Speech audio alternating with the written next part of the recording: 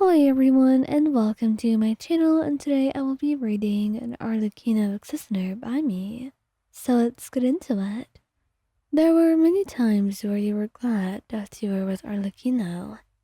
She provided you with safety, love, and a lot of things that you never really had to think of until you were in a situation like this. This group of boys were very relentless, and it was not very nice for them to be harassing you at every stop. Every single time you passed through this route and they happened to be there, it's endless catcalling. And maybe some people would tell you they're just teenagers or boys being boys, but it does not give them an excuse for this. And frankly, you were a little bit worried and scared too. It was no excuse for their behavior, and you could not really forgive it because of the rage. In fact, it only made you feel angrier and more upset that someone of their age would do something like this. Weren't they too young for that? Too young to be hurting people and scaring them like this? It didn't seem to make sense to you. Even worse, you just could not tell anyone about it. As much as Arlecchino made you feel safe, she made everyone else feel the opposite. She did not make most people that were not on her side feel safe at all.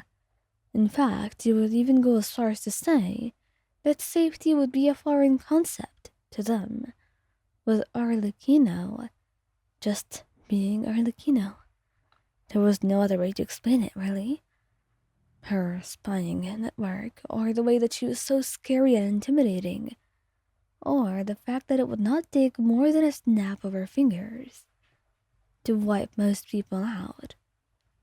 Needless to say, it was not really something that you wanted to use against a couple of teenagers.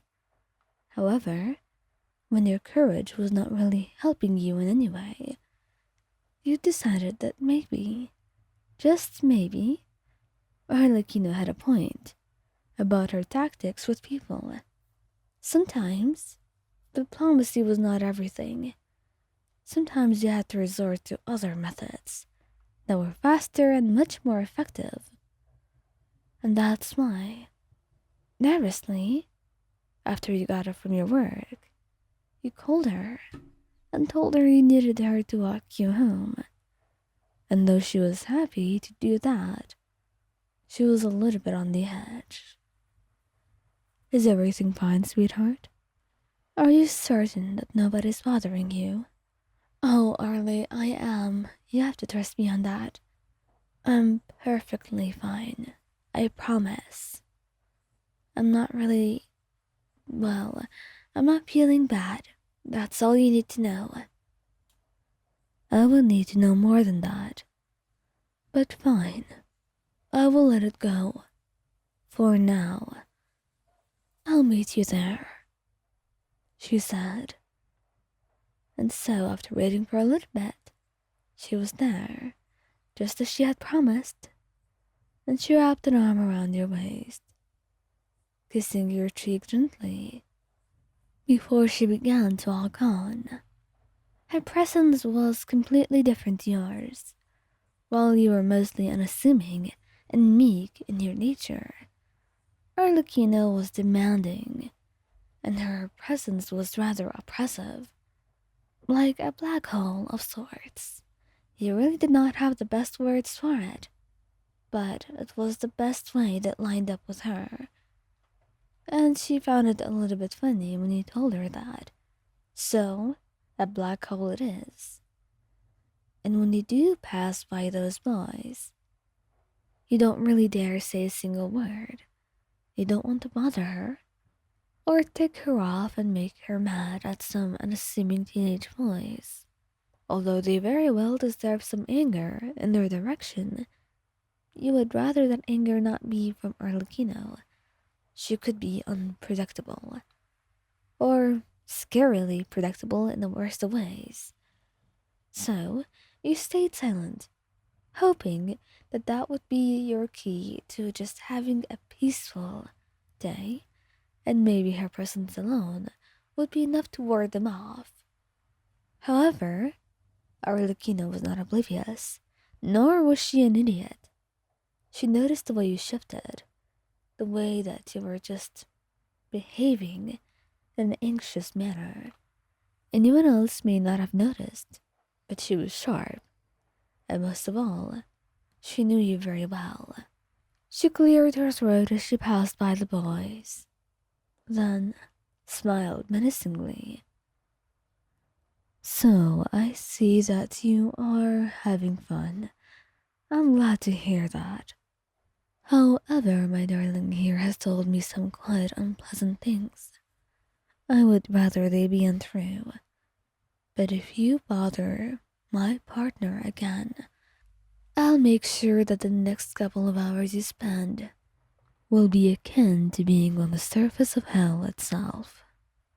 Have a good day, she said, and it was needless to say that they were terrified. They were trembling in their place. Arlecchino had that gaze about her, or the way her body looked. Maybe it was the intensity of the aura she emanated, or her eyes.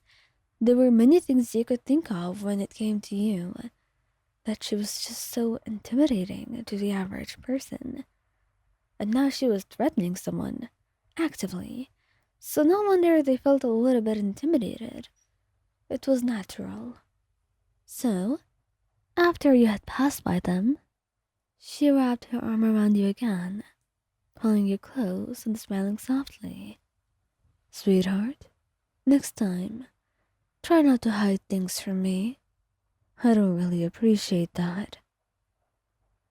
You let out a soft sigh, feeling your defeat. Yes, I won't. I feel like I have no choice now. She chuckles, nodding. That is true. I don't suppose you do. But I'm glad that you actually got me in the first place. That is still some progress. However, next time try to be honest. And maybe then I will not threaten anyone. I can't quite guarantee that, but I will at least try for you, she said. And it looks like, as scary as things may be with her sometimes, she was making progress. She didn't want you to feel threatened or hesitant about seeking help from her. So, she would do her utmost best to make you feel a little bit more okay about it. Although, in reality, she will not compromise on a lot. It's simply just for you, and only because she wants you to feel safe.